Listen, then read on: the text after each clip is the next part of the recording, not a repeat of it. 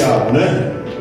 As pessoas, os animais, tudo que existe na face da terra está aqui relatado no livro de Gênesis.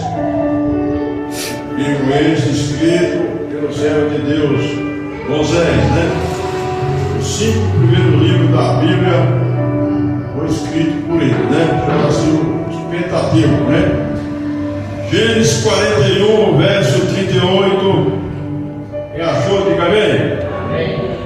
Nos diz assim a palavra de Deus: e disse Faraó a seus servos: acharíamos um homem como este, em quem haja o Espírito de Deus? Glórias aos seus irmãos, podeis assentar, em nome do Senhor Jesus.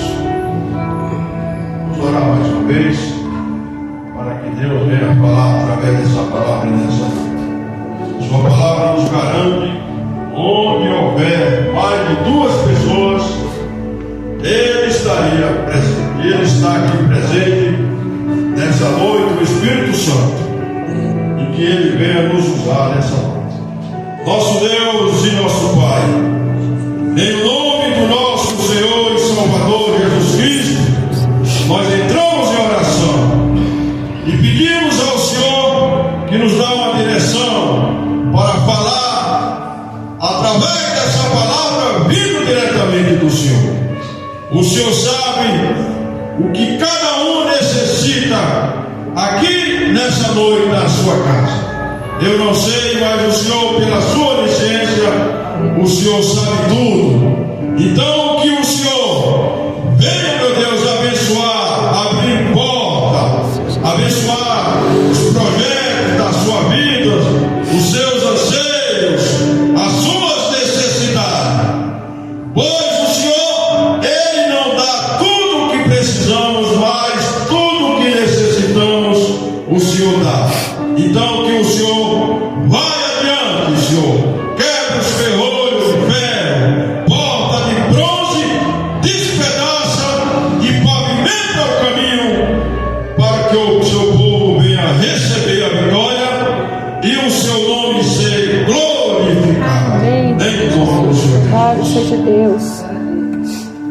Irmãos, nós lemos aqui nessa passagem a história de José do Egito. José do Egito, irmãos, era filho de Jacó. E Jacó nos diz a palavra de Deus que ele amava a José mais do que os seus irmãos. E ele fez uma túnica, né, de várias cores. E isso, os seus irmãos o invejavam mais e mais. E uma certa feita, Jacó, ele era fazendeiro, né? Tinha ovelhas, gado, e os seus filhos, ele foi pastorear o gado. E José, ele ficou em casa junto com seu pai. Então, estando os filhos de Jacó ali pastoreando aquele gado, ele começou a demorar, né, a voltar para a sua casa. E uma demora que era diferente dos outros dias. Mas essa demora, irmãos e irmãs, Deus, ele tinha um propósito na vida de José, e esse propósito ele ia se concretizar. Então, devido à demora dos seus irmãos, Jacó chama José e manda ele ir ao encontro dos seus irmãos, saber como é que estava o rebanho, né? O porquê da demora. E José, então, ele se dirige em busca dos seus irmãos. Por fim, ele encontra uma pessoa que andava descalço.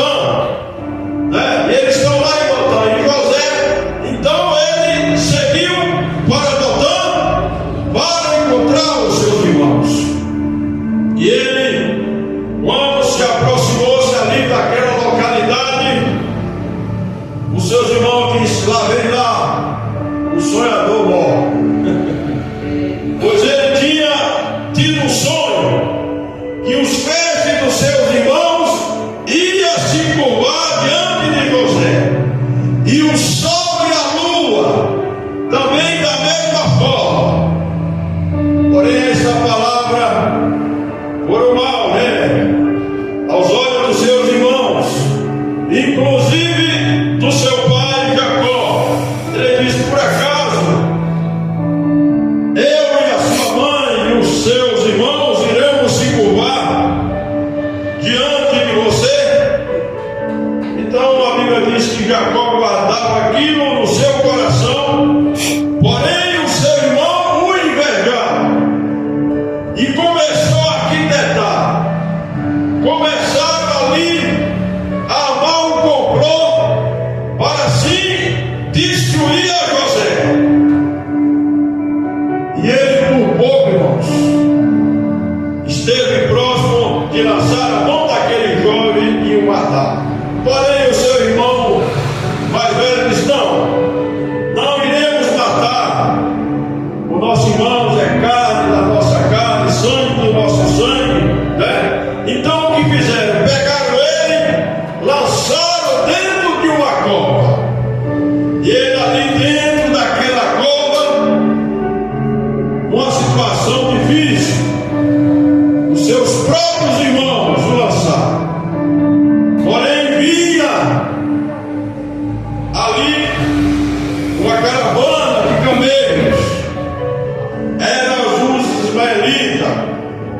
Os ismaelitas, ele era descendente de Ismael, aquele mesmo filho de Abraão com a escrava Agar. E aqueles mercadores, eles iam para o Egito para fazer ali algumas transações comerciais. E os seus irmãos entraram em acordo e pegaram José e venderam para aqueles mercadores. E aquele moço, irmãos, ele estava sofrendo a sua primeira adversidade. E ele chega ao Egito, e aqueles mercadores venderam para Potifar. Potifar era o ministro de Faraó. E José, então, na casa de Potifar, ele começou ali a fazer aquilo que lhe foi incumbido.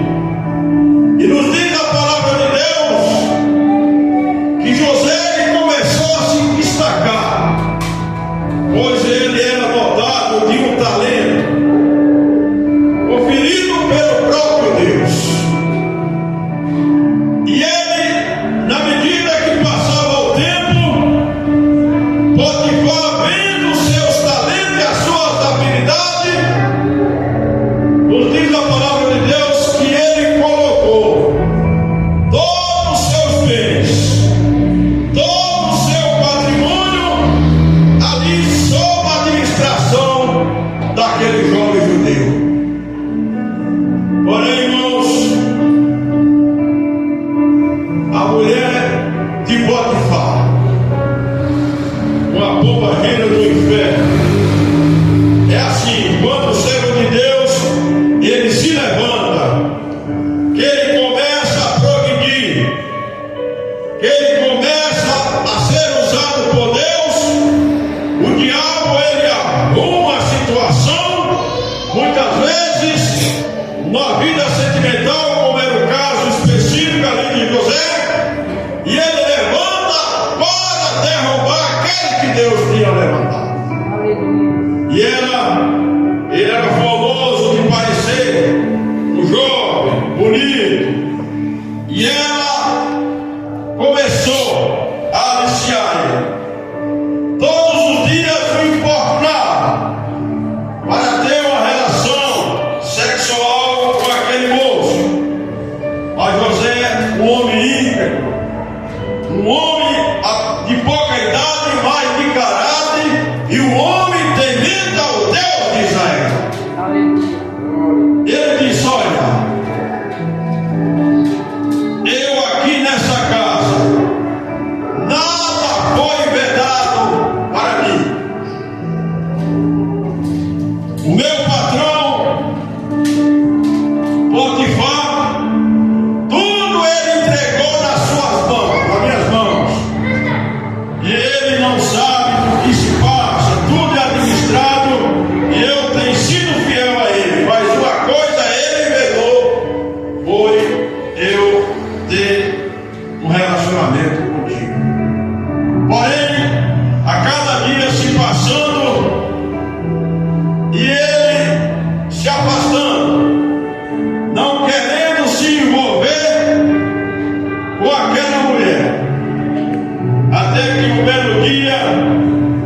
Ela tentou e ele fugiu, ele agarrou as suas vestes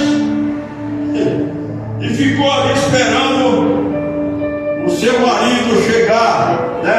Ali no palácio de Faraó.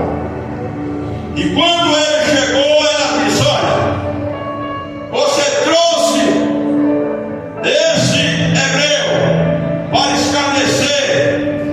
Hoje mesmo ele tentou me forçar. Há dias que ele vem tentando, mas hoje ele veio e eu tomei as suas vestes. Daqui a prova. Ele ali, irmãos, já estava recebendo a vida dele a sua segunda injustiça. A primeira injustiça foi ter sido vendido pelos seus próprios irmãos, sem dever nada, simplesmente movido por inveja. Mas isso aí, irmãos, tudo é o propósito de Deus na vida de Moisés. Então, o que é que Potifar faz? Pega ele e lança ele na prisão. Ele tinha poder, né, para matar aquele jovem.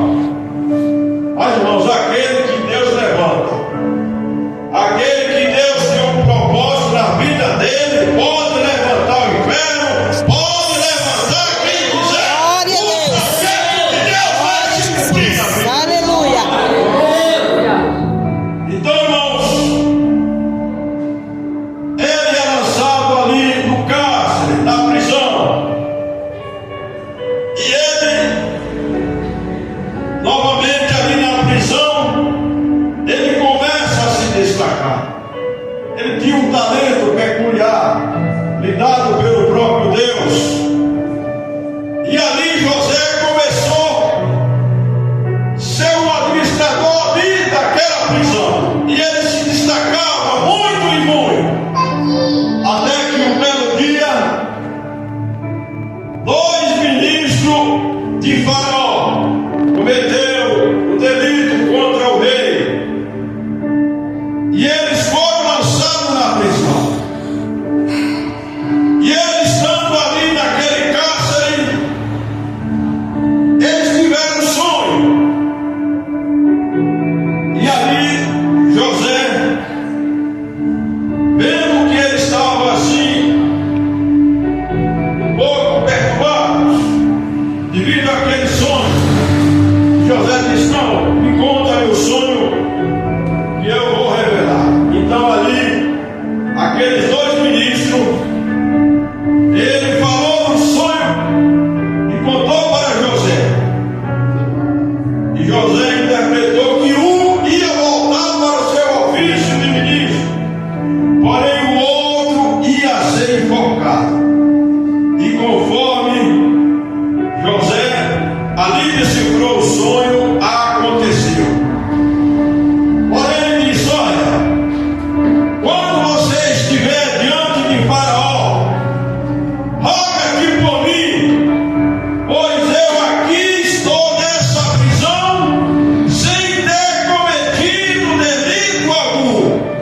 Nada eu fiz, não matei ninguém, não roubei ninguém, não defraudei ninguém. E me lançaram aqui dentro dessa prisão e eu estou aqui sem dever nada. Porém diz a palavra de Deus, quando aquele ministro ele voltou ao seu cargo, ele nada fez. Porque, irmãos, muitas vezes nós nos apressamos, querendo as nossas bênçãos, querendo que Deus venha assim efetivar tudo aquilo que nós, né, temos no coração, o anseio, a vontade de realizar. Mas, irmãos, o meu tempo, o seu tempo, ele é nosso tempo. Mas o tempo de Deus na nossa vida, isso é uma prerrogativa dele. E você pode ter certeza que no momento certo, na hora certa, Deus ele irá chegar e os seus projetos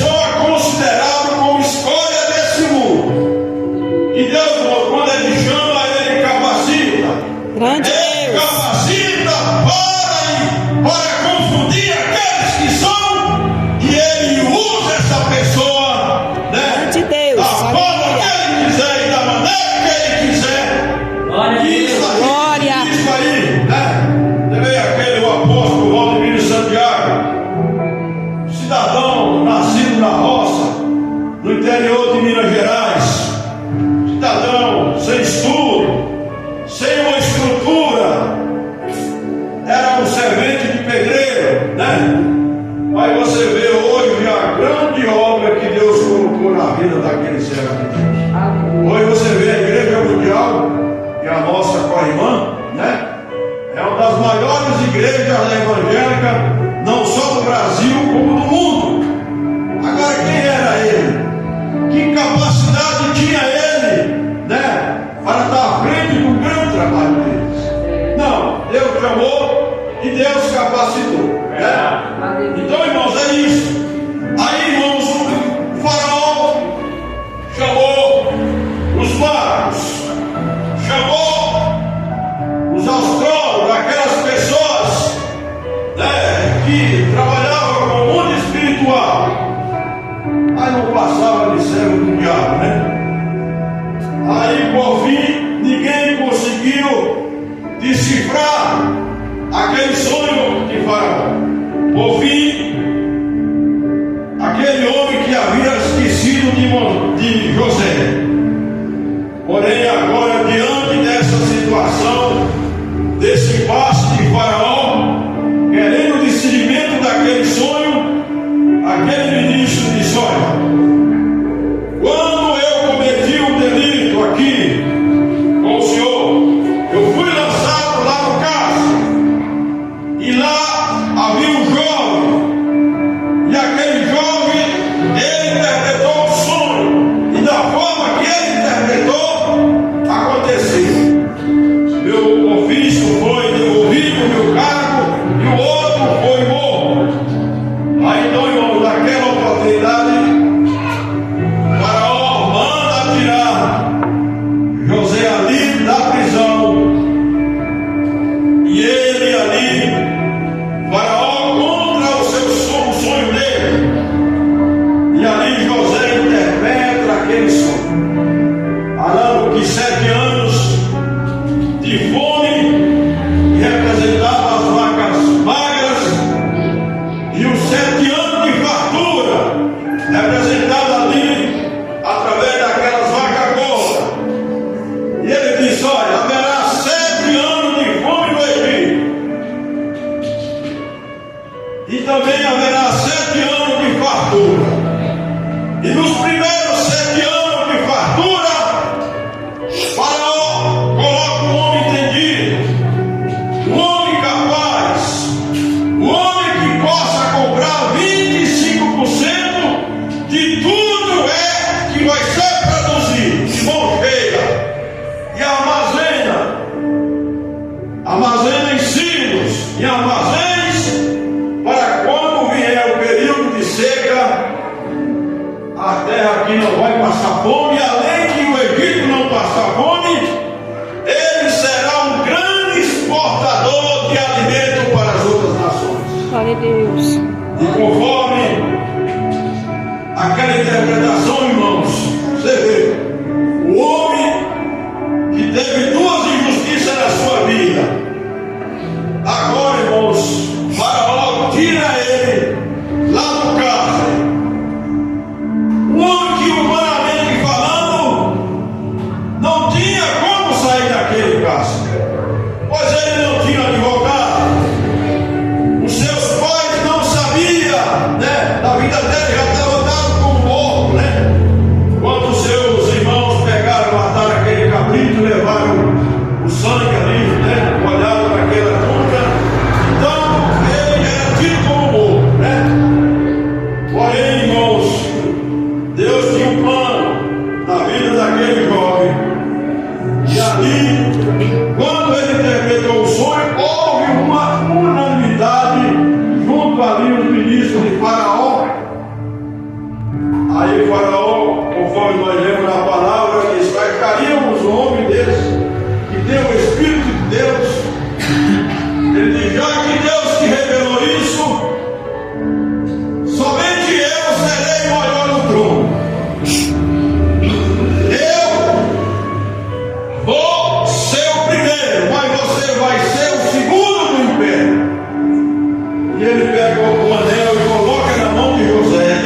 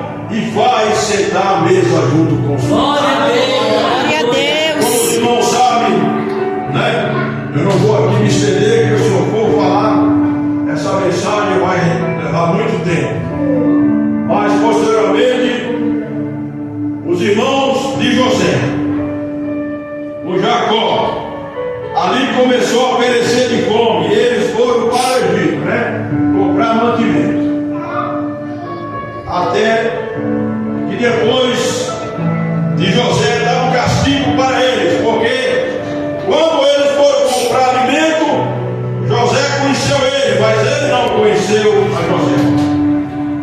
E posteriormente, como os irmãos sabem, ele veio, né, a se identificar para os próprios irmãos, e ficou ali pasmado, sem acreditar, né?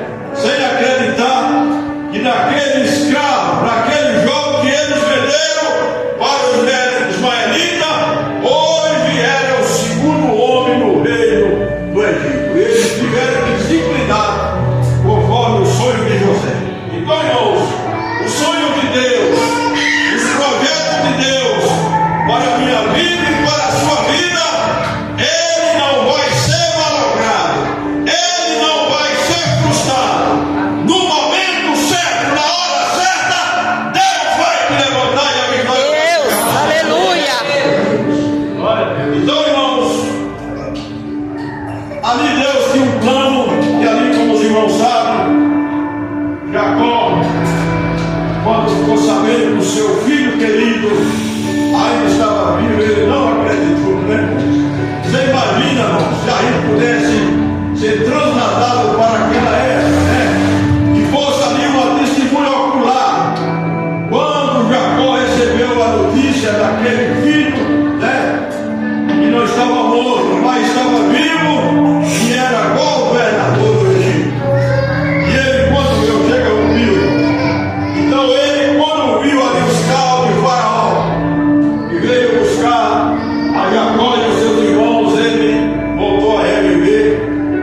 E ele, irmãos, ele foi ter encontro com seu filho querido, né? Então, irmãos, se você está passando por um momento difícil, um momento adverso, pode ter certeza que com Deus o final será sempre. Glória a Deus. Pode não ter começado bem, pode não estar indo bem, mas você pode ter certeza que vai terminar bem. Glória a porque o Jesus. Senhor está Glória a Deus. Aleluia. E a nossa maior riqueza, irmãos, não são os projetos que é realizado na nossa vida. A nossa maior riqueza é nós termos o nosso nome escrito aqui no livro sagrado, né, irmãos? Porque no dia que a gente partir fisicamente dessa terra, ou no dia que Deus vir arrebatar a igreja, nós, irmãos, nós vamos morar com Ele na glória. Então, irmãos, o que é muitas vezes a vida aqui, 70, 80 anos, né? Diante de uma eternidade que Deus tem para mim e para você. Essa é a maior riqueza, né? Como foi falado na palavra introdutória, né? Aqueles milionários, eles não deram prioridade a Deus, né? Mas nós